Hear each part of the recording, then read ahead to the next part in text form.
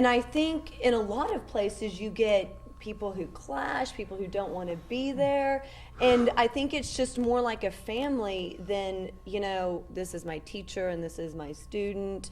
And so how do you promote that? Well, I think just because we're all kind of we do look at each other as peers. I mean, Kelly is my peer as everyone else is here, because we're all have a passion for the same thing. Right. And the age range isn't this, it has never been a me director, you teacher, you student kind of a situation. I mean, it's an open door policy. People are walking in and out of offices all day long, and coming into classes, and just we are all have this common goal of not only training these guys, but also with the original productions we do, putting on just this quality entertainment that we can then educate the community as to what performers with disabilities are actually capable of doing. And that's what I think is important also, is that performers with disabilities are capable of doing so much. I think society tends to put these limitations and these judgments on performers with disabilities, people with disabilities. And that's why whenever I came in and I said, I didn't even know you all existed, because I think unless you know somebody who has a disability, you tend to not have as much knowledge about that community that you probably should. What is something that you really think people should know about that community specifically?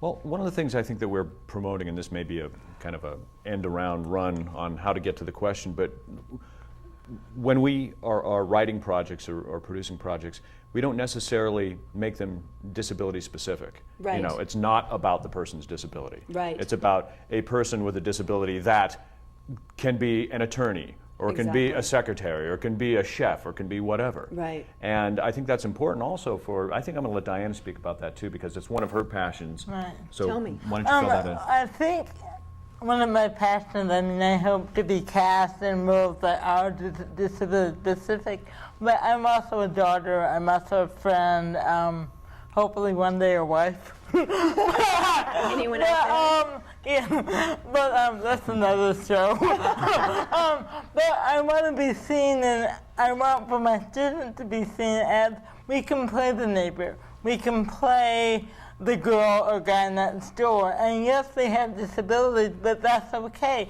It doesn't have to be about disability. It's about the neighbor coming over to get a cup of sugar. It's about one of the lawyers in the law firm, and we're just a part of the canvas. We're just a part of the storyline canvas, and that's a goal, that's a personal goal I have for myself as an actor. There's also a goal I have for my students as a coach, to get them out there, not only prepare them to play roles that require someone that are looking for somebody with a disability, but also to send Dorian out to play the high school student, to send our wonderful casting coordinator, Carmen Wynn. That's her passion too.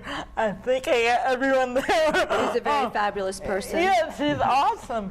But I mean, because we are a part of the community. People with disabilities are one in every 10 persons in this country has some type of disability. But we are the largest minority out there, and all, and not to sound, like sappy, but it's just to be portrayed for who we are. We're just a part of your family. We're a part of your community. We're a part of the workforce. Sorry to interject. I need to interject, but I think that is what's really important, is that there are so many shows, films, TV shows, whatnot out there, and they tend to focus on the quote-unquote normal average person. Right. But the thing is that people need to see that people with disabilities do exist, and that it's not, and like you said, it's not about the disability, it's about the person. That you can be a neighbor, that you are neighbors. Yes. You are daughters, and why can't you go out for a role that calls for a neighbor? It doesn't have to be a neighbor with a disability. You can go out for a role that calls for a neighbor because you're an actress. Or to be one of the moms in the, one of the moms in at the PTA meeting. I'm not trying to compete with Halle Berry. I'm just trying to have. Why not? Well, Why not? You can. But no, it's not about competing with it. Being Diana. It's, you know, I don't feel I have to go try and be like I don't want to be another Halle Berry. I want to be the first Diana. Exactly. You know, so it's that type of thing. Just having the opportunity to go to the audition, and I want my students, all our staff, to get the students prepared so they can go to the audition. And when they walk into that audition, you know, we know that the students that come from Performing Arts Studio West are prepared to go in there and get the job. And that's the goal of all the staff, to give them the skills. Right. So the casting director makes the ultimate decision. It's our job as the teachers to get them ready. And they are. Well, that sounds great. As we wrap up here today, what message do you want to give everybody who's watching out there? I think it's very important just to realize that, again, you know, we are part of your community. Right. You know, the disabled population is part of your community. Right. And that there are, this is kind of a message to the industry, right, but there are, you know, professionally trained, totally capable actors with disabilities that are out there that should be given the opportunity to audition for characters with disabilities in film and television and other types of projects. And it's happening more and more. I think over the past maybe 3 years there's kind of been this turnaround in the industry, and we're seeing more and more roles being available. Right.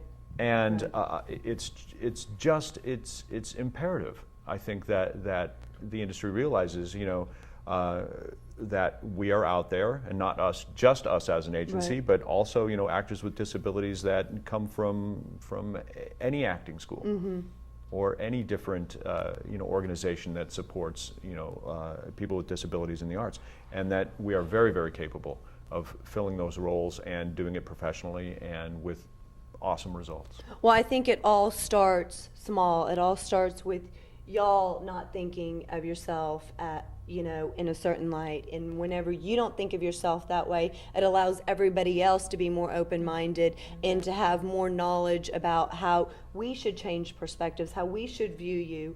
And I think that's where it all begins, right there. Thanks so much for joining. Thank you, Jessica. Very much. And Yes. and not at least, but I like to give a big shout to all my fans out there.